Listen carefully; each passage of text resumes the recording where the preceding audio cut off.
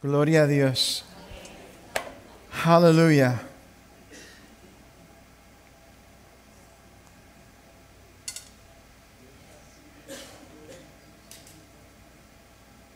No tengo nada para ofrecer, nada que te pueda sorprender. Solo el corazón quebrantado una y otra vez. No hay nada que me enamore más, nada que me apasione más. Solo tu presencia, solo tu mirada me hacen suspirar. Me inclino ante ti, Rey que perdona multitud de errores. Me inclino ante ti,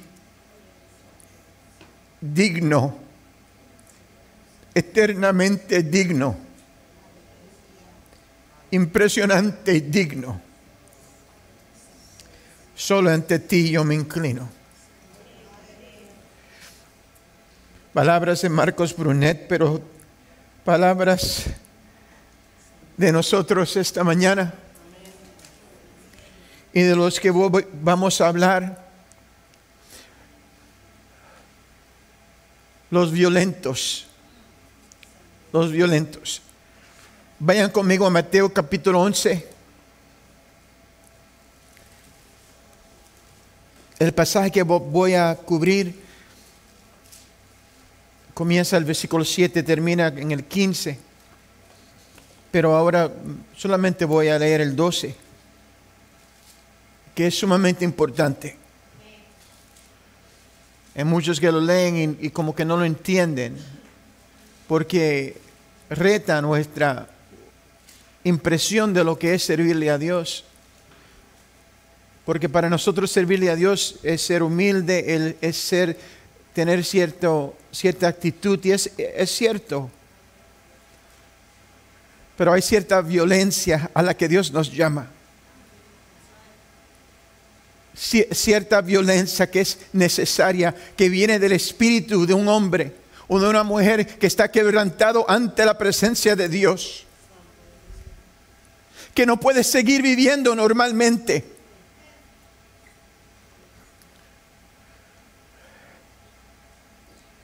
Y son, de acuerdo a la palabra de Dios, los únicos que pueden arrebatar el reino de Dios. Versículo 12. Desde los días de Juan el Bautista hasta ahora, el reino de los cielos sufre violencia, y los violentos lo arrebatan. Oremos.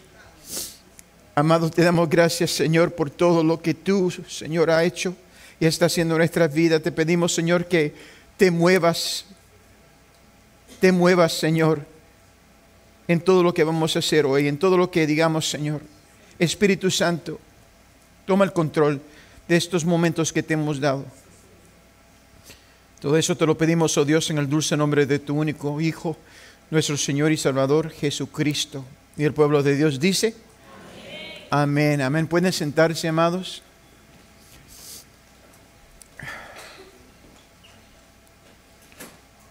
Quiero darles la bienvenida. ¿Cuántos están visitando aquí por primera vez? ¿Algunos? ¿Alguno? Bienvenido, bienvenido. Démonos un fuerte aplauso. Estamos creciendo aparentemente diariamente. Dios está expandiendo su reino. Creo con este versículo, ¿verdad?, que es importante, porque dice que desde el día de Juan el Bautista hasta ahora el reino de los cielos sufre violencia. Entonces hace una excepción, no dice todos, no dice algunos, dice solos los violentos lo arrebatan. Y por eso es inmensamente importante que nosotros podamos definir o establecer quiénes son los violentos. Quienes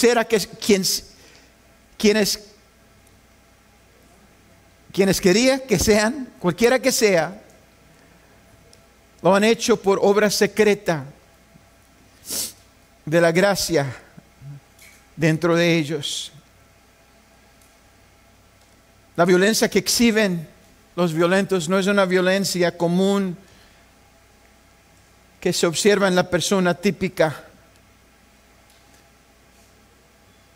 Esos son hombres y mujeres dentro de los cuales hay una violencia de origen divino, hecha para lograr un propósito divino. Los violentos han sido hechos violentos por Dios mismo. Y ahora abordan su vida cristiana normal desde esta perspectiva violenta. Los violentos ya no son espectadores en la casa de Dios. Ya no están simplemente satisfechos por marcar una casilla de asistencia. No hay bostezos, ni apatía, ni falta de atención en los violentos. Se cuelgan de cada nota que se canta en alabanza a Dios, de cada palabra que se dice, de cada oración que se hace.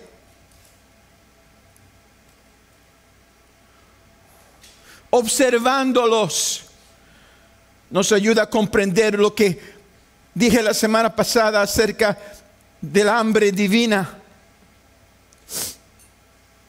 La comida normal es insuficiente para sostener y fortalecer a los violentos. Vean pues, el violento no puede vivir solo de pan, sino de toda palabra. Es interesante cómo se dice, cada palabra, toda palabra que sale de la boca de Dios. Palabras que escuchan con láser de precisión espiritual.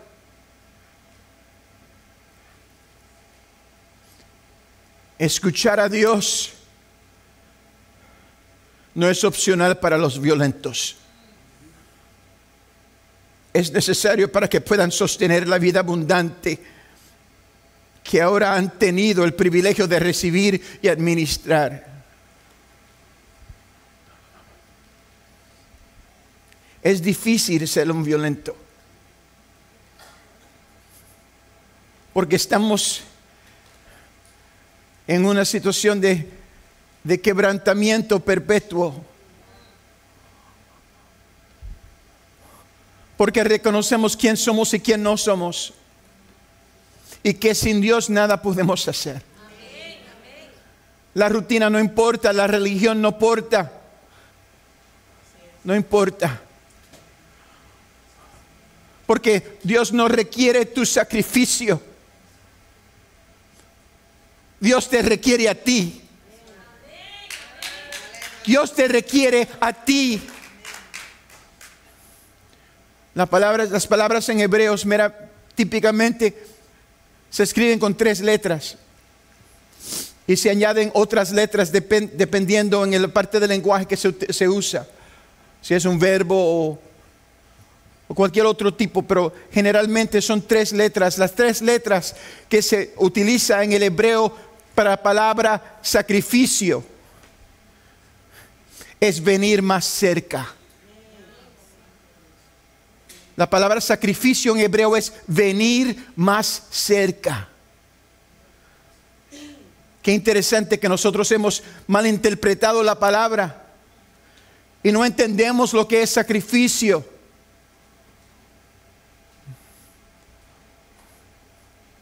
Lo votamos como una dogma, algo que doy que me duele un poquito que lo dé. Sí, el sacrificio debe doler, pero también debe traer contentamiento. ¿Por qué? Porque nos acerca a Dios. Un sacrificio mal hecho no hace nada, pero un sacrificio hecho con amor, al que deseamos, al que nos hace suspirar, nos lleva a otro nivel de intimidad con Él, nos acerca a Dios.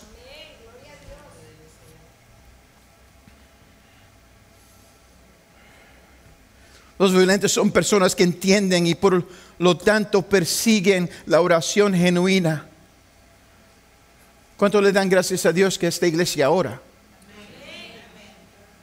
Me impresionó la semana pasada. Creo que todos los días casi había una oración que estábamos levantando ante Dios. Los violentos buscan orar a menudo y tan intensamente como puedan. Entienden de manera única lo que David quiso decir cuando reduce su deseo de Dios a una cosa deseado de Jehová. La divide en 3 partes. Dice, y esta buscaré, que esté yo, yasheb, la palabra en hebreo. Quiere decir sentarse, quiere decir parar. Mira a tu vecino y dígale, relájate en el nombre de Jesús. Para yashab, en la casa de Jehová, todos los días de mi vida. Para contemplar la hermosura, Noam, la belleza, el esplendor, la grandeza de Jehová. Amados hermanos, Dios no es nuestro mesero. Dios no es un mesero celestial a quien vamos para que nos dé nuestra orden y nos enojamos cuando no viene muy ligero.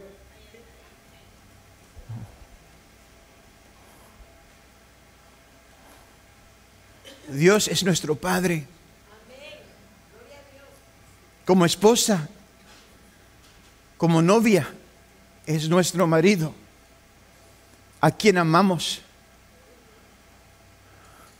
Por eso me encantan las palabras de digno. Porque debemos hacernos esta pregunta: ¿todavía Dios te hace suspirar? Cuando piensas de Él, ¿tienes una lista de cosas que le quieres dar?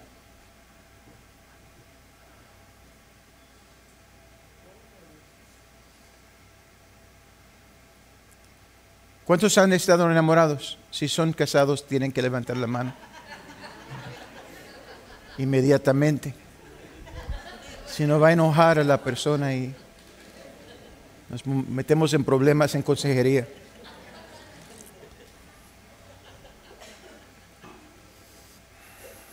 Yo he estado casado por muchos años.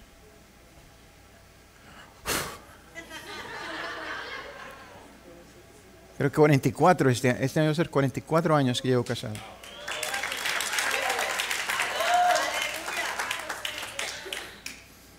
A veces mi esposa se queja un poquito, no de mí, pero, bueno, de mí quizás secretamente, pero porque se ve ella y ¿verdad? Nosotros, ¿verdad? Los años vienen. Ella piensa que yo la veo a ella como ella se ve, pero yo no la veo como ella se ve. ¿Cuántas veces no lo observo en la cara cuando está durmiendo, cuando está sentada? La observo y me recuerdo la belleza, lo que me hizo enamorarme con ella. Observar la hermosura de Jehová. Recordarnos cuán bello fue Dios cuando nos libró del pecado, cuando nos salvó, cuando entró en nuestras vidas.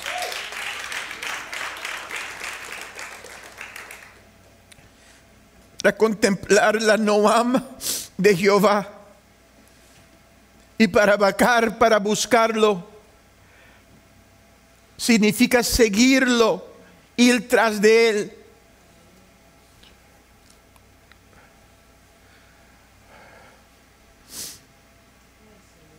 Típicamente no pasa para hombres, pero me imagino que pasa mucho para las mujeres.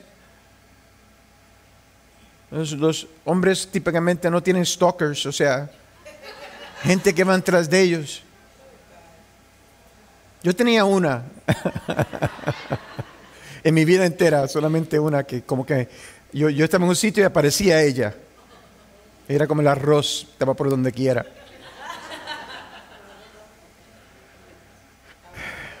Pero eso es lo que implica aquí. Que decir, a donde Él está voy a estar. Voy a correr detrás de Él. ¿Para qué? Dice para inquirir, para vacar,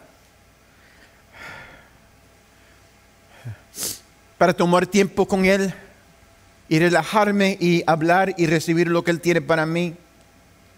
Era la mejor parte que describió Jesús, que María escogió cuando decidió no trabajar como su hermana Marta. El trabajar tiene su tiempo, pero observar la hermosura de Jehová, inquirir de Él, es una cosa que tenemos que hacer constantemente. Los violentos son como el hombre que esperó junto al estanque de Betesda, con la esperanza que el Espíritu Santo agite las aguas y él se pueda, quizás con la última fuerza que tenía, tirarse al agua para recibir la bendición, el milagro que Dios tiene para él. Los violentos viven sus vidas en expectativa de lo que Dios va a hacer. ¿Por qué? Porque saben que lo va a hacer. ¿Por qué? Porque nos ama. Y nosotros le amamos.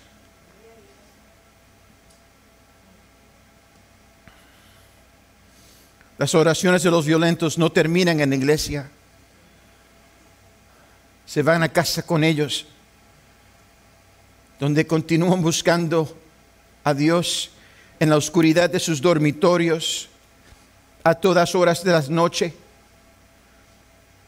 Esas no son las súplicas somnolientas que nunca llegan más allá del techo de nuestro dormitorio.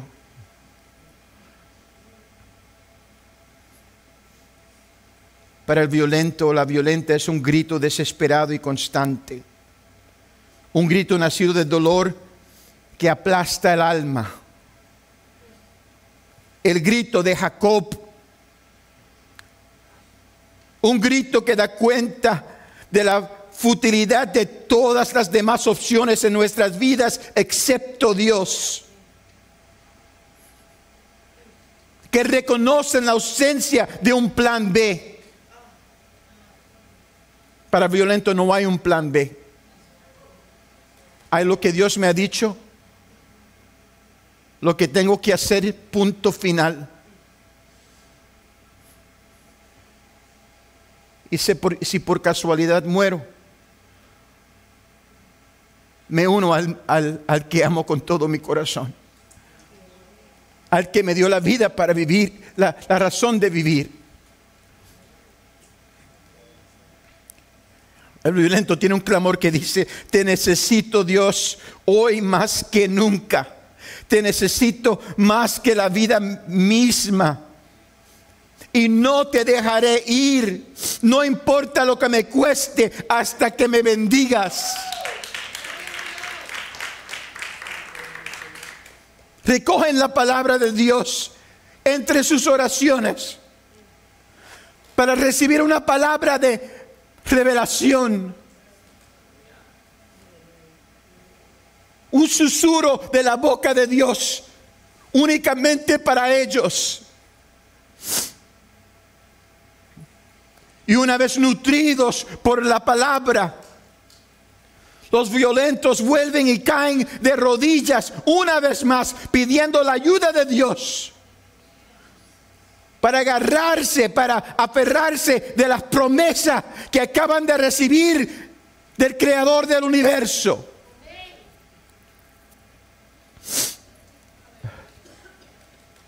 Es de este punto ventajoso de la vida que los violentos ven al mundo. Los violentos están en el mundo, pero no son del mundo. Entienden que el mundo no puede ser su hogar. sino un lugar al que han sido llamados para establecer el reino eterno de Dios, comenzando en ellos. El gran predicador Charles Spurgeon dijo lo siguiente de los violentos. Dice: sus noches están perturbadas por los sueños y sus días se ponen tristes con sus jadeos después de la bendición, sin las cuales no pueden vivir y no se atreven a morir. Reflexionando sobre la violencia de la que se habla en el versículo clave, Mateo 11:12, Spurgeon continúa diciendo, advirtiéndonos: oigan bien, si nunca han tenido una fuerte ansiedad inalcanzable por tu alma, todavía eres un extraño a las cosas de Dios.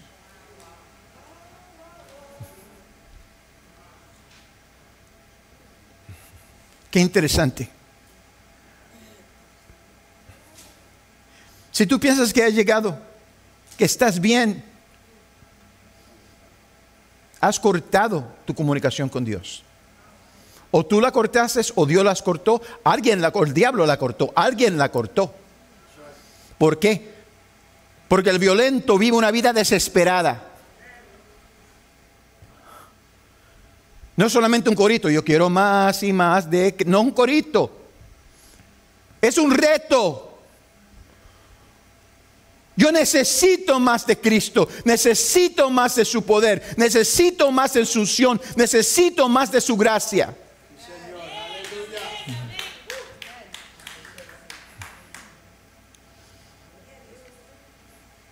¿Quiénes son los violentos? Nosotros somos los violentos del Todopoderoso.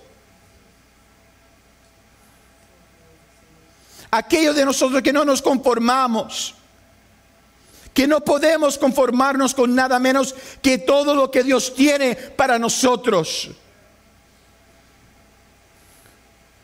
Aquellos de nosotros que perseguimos a Dios con exclusión de todos los tesoros mundanos que solían consumir nuestras mentes y nuestros corazones.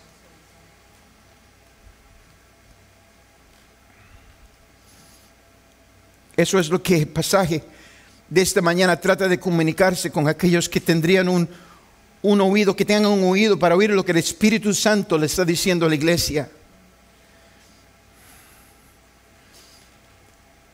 Segundo punto que quiero traer es una frase que se repite varias veces en el pasaje entero de la cual saqué el versículo 12. Y es la pregunta: ¿qué fuiste al desierto a ver? Es interesante. ¿Qué fuiste al desierto a ver? En el desierto no hay mucho que ver. ¿Cuántos han visto retratos de Arizona? A mí no me... Dame una playa, para allá voy. Amén. Puerto Rico, amén, me encanta. La República, amén. Pero unas rocas, arena,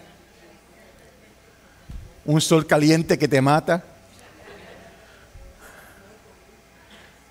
Venga, Arizona, ve tú. ¿Qué fuiste al desierto a ver? Se repite esta frase 3 veces en el pasaje. Porque busca hacernos sentir curiosidad sobre la naturaleza de alguien que fue violento. Y por extensión, la naturaleza de aquellos vencidos por una violencia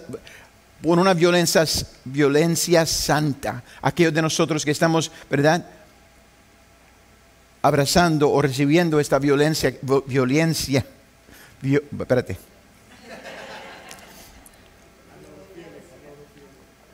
Violencia, amén. Esa agua es poderosa, amén. Note la fraseología usada por Jesús. Comienza diciendo: mientras ellos se iban, comenzó Jesús a hablar de Juan a la gente.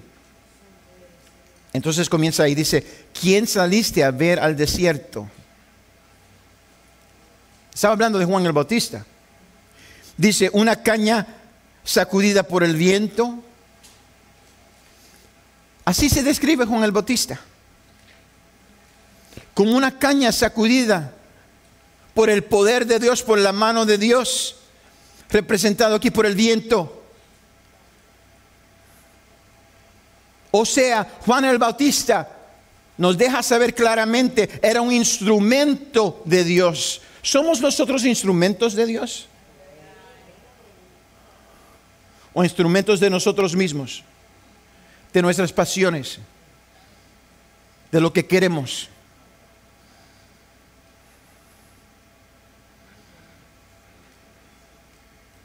Luego repite la frase.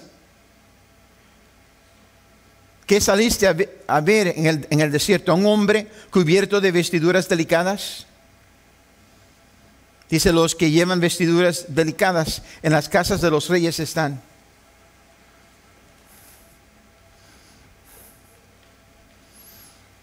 Eso, por supuesto, es una pregunta retórica que se tiene que responder con la palabra no. La ropa de Juan el Bautista era tosca, lo que encajaba perfectamente con su mensaje de arrepentimiento del pecado. No podemos decir que eso es un mensaje suave. Más allá de esto, Dios está señalando algo sobre el carácter de Juan que es fundamental para que nosotros captemos y aceptemos. El martes el Señor, ¿cuántos estuvieron aquí el martes? Vinieron el miércoles también. El martes fue una cosa interesante. Estaba preparando para la enseñanza. Y me hinqué a orar. Es una cosa interesante. ¿Cuántos están buscando la presencia de Dios? Si usted sinceramente está buscando la presencia de Dios, las cosas van a cambiar. Las cosas no se van a quedar igual. Por tanto tiempo yo no me podía, siempre me busco estas cosas aquí. Porque me duelen las rodillas cuando me hinco. Es interesante cuando el Espíritu Santo te dice que te hinca y te hincas, no te duele nada. Yo estaba hincado ahí y yo me di cuenta después que no la cogí. Y se la tiene que coger, cojanla. No quiero, para eso están. Pero les estoy dando mi experiencia. Me hinqué, entonces comencé a orar, pero no podía orar. ¿Por qué? Por la violencia que está corriendo dentro de mí. Y comencé a orar, pero orar en lenguas. Como dice la palabra de Dios. Con gemidos, ¿verdad? Yo sé que estaba hablando Dios, pero no exactamente sabía lo que estaba diciendo. Y yo hablando en lenguas, orando, sintiendo la presencia de Dios, me vino una frase, Hishot Bashia. Y la repetí varias veces. Nunca he usado esa frase que yo me recuerda. Y el Espíritu Santo me dice, te estoy tratando de hablar. Y creo que fue la primera vez que usé Google Translate de una manera ventajosa, ¿verdad? Google. Busqué en Google Translate, tiene una aplicación que uno puede decirle, busca el lenguaje. Entré fonéticamente a la palabra, Hishot Bashia, busqué el lenguaje, el lenguaje es japonés. Y la frase Hishot Bashia es la frase de verjas a puentes. De verjas a puentes. Amados, nosotros nos hemos quedado dentro de una verja, enjaulados por nuestros problemas, por nuestras preocupaciones, por nuestros hábitos, por nuestros pecados. Incapaces de recibir la unción que Dios nos quiere dar. Incapaces de entrar a ese nivel a donde el Señor nos ha estado llamando por años.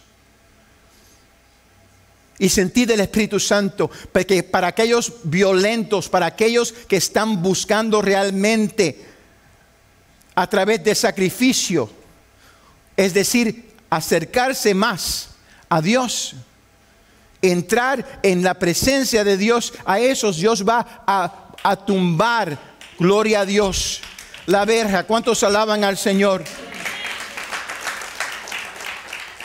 La palabra de Dios nos dice en 2 Corintios 10, aunque andemos en la carne, no militamos según la carne, porque las armas de nuestra milicia no son carnales, sino poderosas en Dios. ¿Para qué? Para la destrucción de fortalezas, derribando argumentos y toda altivez que se levanta contra el conocimiento de Dios, y llevando cautivo todo pensamiento a la obediencia de Dios.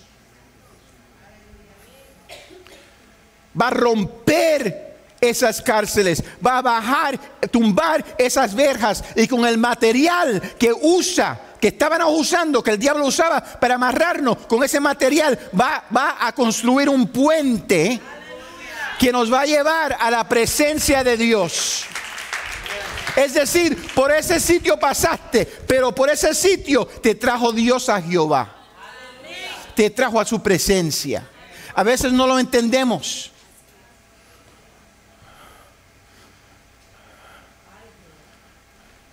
Pero ahí está nuestro testimonio. ¿De dónde fue que el Señor me libró? ¿Cuáles fueron las paredes que Él tumbó para darme a mí la libertad? Para que yo pueda entrar en la plenitud de su gloria, en lo que Él tiene para mí.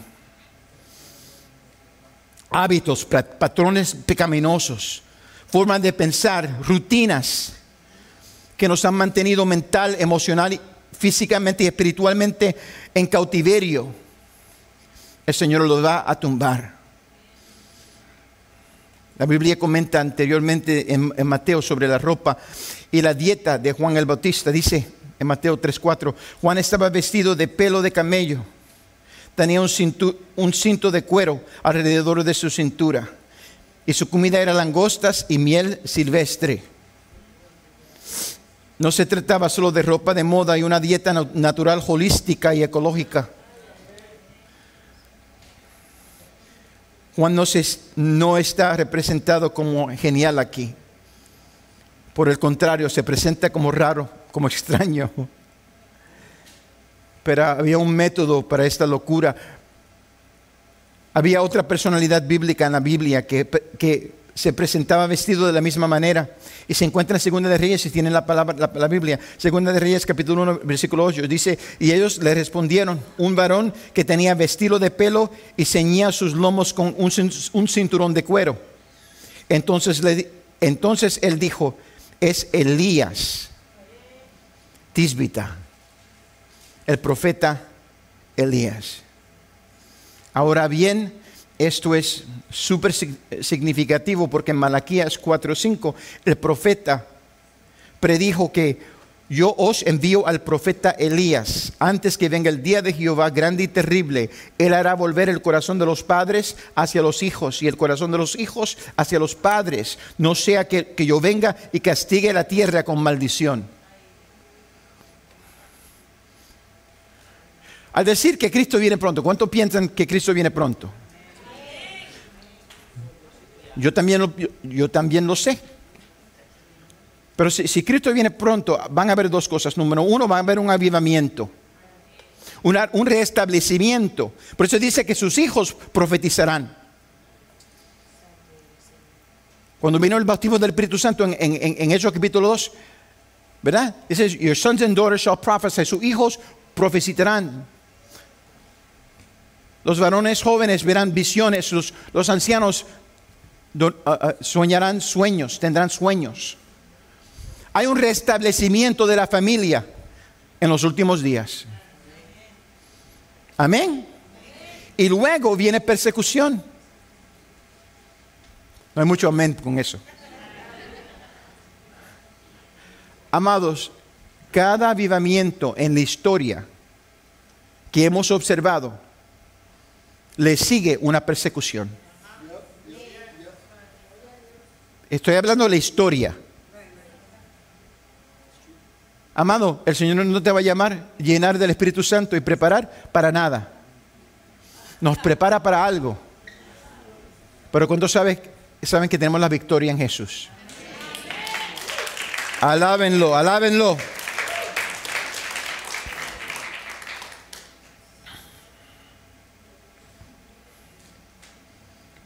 Sigue diciéndonos en Mateo capítulo 11, hablando de esto, Jesús mismo lo establece. ¿Sabe que en el ceder judío ortodoxo colocan una silla vacía para el profeta Elías? ¿Cuánto lo saben? Pero Malaquías Jesús lo hace necesario, porque él conecta, ¿verdad? Hace la conexión entre la profecía de Malaquías, hablando de Elías y Juan el Bautista. Dice, les aseguro que entre los mortales no se ha levantado nadie más grande que Juan el Bautista. Y si quieren aceptar mi palabra, Juan es el Elías que ha de venir, o que había de venir.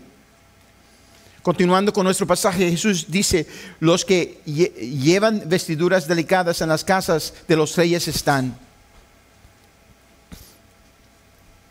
Juan el Bautista no vino en la casa de un rey, no se esforzó por vivir allí. Predicó en el desierto para que la gente preparara el camino para el Señor.